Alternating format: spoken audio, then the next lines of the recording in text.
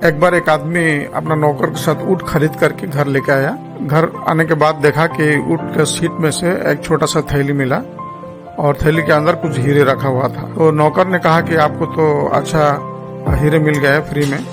तो उस आदमी ने कहा कि देखो हीरे के लिए तो हम लोग पैसा नहीं दिए थे, वापस कर देंगे।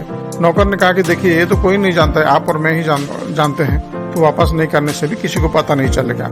लेकिन उस आदमी ने कहा कि चलो वापस कर देंगे। वापस करने के लिए जब ऊँट के मालिक के पास गए तो ऊँट के मालिक देख करके खूब खुश हो गए और ऊँट का मालिक उस आदमी से कहा कि देखो मैं अच्छा हीरो एक चुन लो, मैं आपको एक इनाम के तौर पर दे रहा हूँ। उस आदमी ने कहा कि मेरे पास ऑलरेडी 2 हीरे हैं। फिर ऊँट का मालिक घबरा गए और गिनने लगे।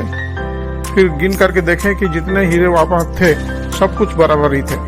तो फिर ऊँट का मालिक उस आदमी से पूछा कि आप कह रहे थे कि आपके पास 2 हीरे हैं, लेकिन यहाँ तो बराबर सब हीरे हैं, तो आपके पास कौन सा हीरे है दिखाओ।